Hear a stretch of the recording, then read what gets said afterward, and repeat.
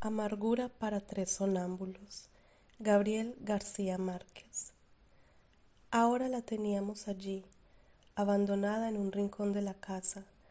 Alguien nos dijo antes de que trajéramos sus cosas, su ropa olorosa a madera reciente, sus zapatos sin peso para el barro, que no podía acostumbrarse a aquella vida lenta, sin sabores dulces, sin otro atractivo que esa dura soledad de cal y canto siempre apretada a sus espaldas.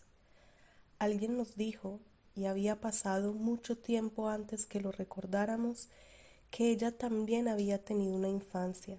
Quizá no lo creímos entonces, pero ahora, viéndola sentada en el rincón, con los ojos asombrados y un dedo puesto sobre los labios, tal vez aceptábamos que una vez tuvo una infancia, que alguna vez tuvo el tacto sensible a la frescura anticipada de la lluvia y que soportó siempre de perfil a su cuerpo una sombra inesperada.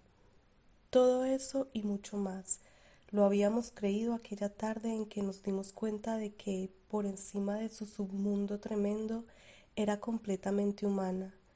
Lo supimos cuando de pronto, como si adentro se hubiera roto un cristal, empezó a dar gritos angustiados, empezó a llamarnos a cada uno por su nombre, hablando entre lágrimas hasta cuando nos sentamos junto a ella, nos pusimos a cantar y a batir palmas, como si nuestra gritería pudiera soldar los cristales esparcidos. Solo entonces pudimos creer que alguna vez tuvo una infancia.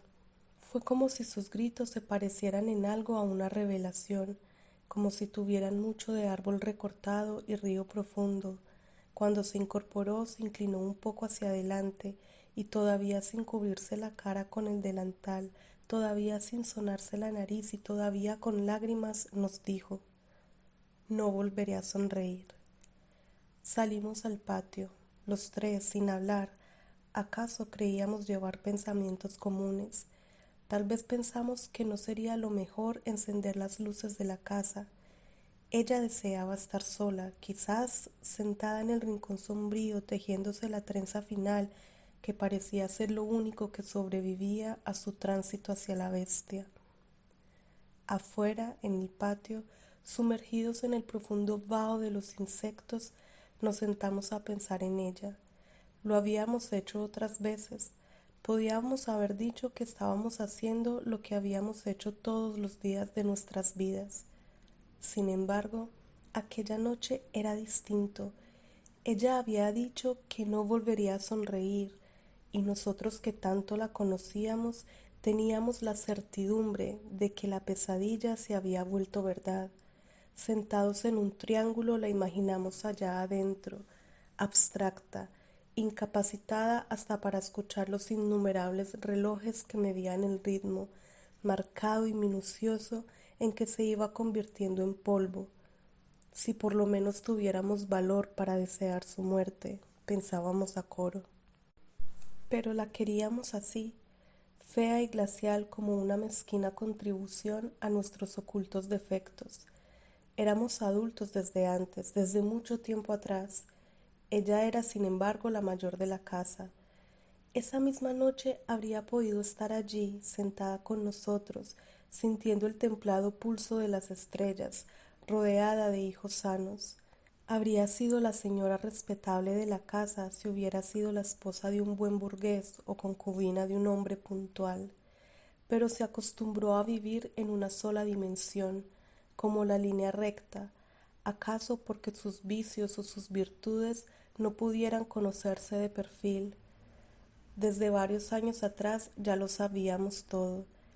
Ni siquiera nos sorprendimos una mañana después de levantarnos cuando la encontramos boca abajo en el patio, mordiendo la tierra en una dura actitud estática. Entonces sonrió, volvió a mirarnos, había caído desde la ventana del segundo piso hasta la dura arcilla del patio y había quedado allí, tiesa y concreta, de bruces al barro húmedo. Pero después supimos que lo único que conservaba intacto era el miedo a las distancias, al natural espanto frente al vacío. La levantamos por los hombros.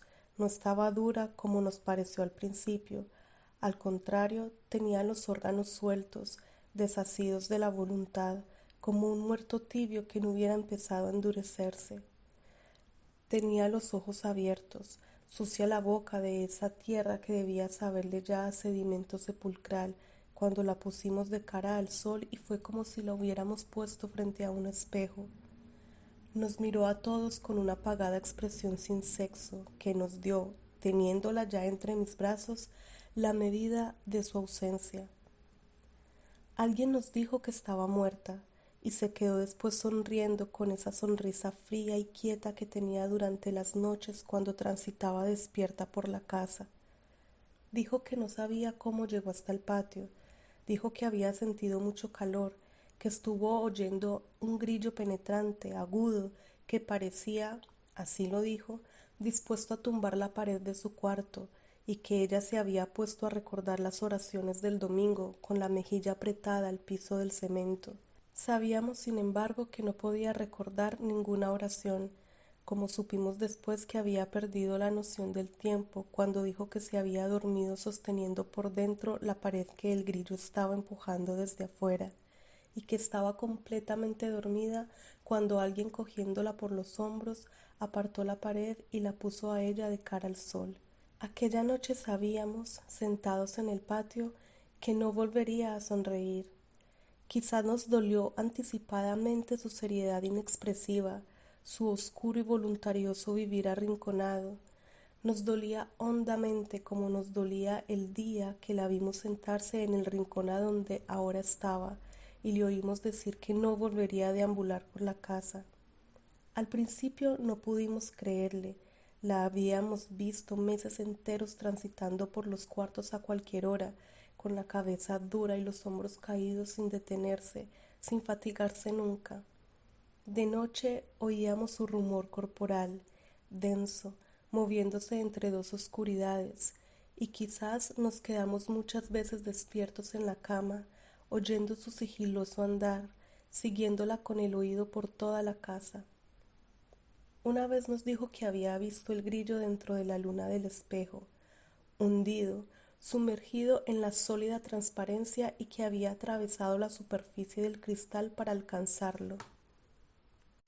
No supimos en realidad lo que quería decirnos, pero todos pudimos comprobar que tenía la ropa mojada, pegada al cuerpo, como si acabara de salir de un estanque. Sin pretender explicarnos el fenómeno, resolvimos acabar con los insectos de la casa, destruir los objetos que la obsesionaban. Hicimos limpiar las paredes, ordenamos cortar los arbustos del patio, y fue como si hubiéramos limpiado de pequeñas basuras el silencio de la noche, pero ya no la oíamos caminar, ni la oíamos hablar de grillos, hasta el día en que, después de la última comida, se quedó mirándonos, se sentó en el suelo de cemento todavía sin dejar de mirarnos y nos dijo: «Me quedaré aquí, sentada». Y nos estremecimos porque pudimos ver que había empezado a parecerse a algo que era ya casi completamente como la muerte. De eso hacía ya mucho tiempo, y hasta nos habíamos acostumbrado a verla allí, sentada con la trenza siempre a medio tejer, como si se hubiera disuelto en su soledad y hubiera perdido, aunque se le estuviera viendo, la facultad natural de estar presente. Por eso ahora sabíamos que no volvería a sonreír, porque lo había dicho en la misma forma convencida y segura en que una vez nos dijo que no volvería a caminar.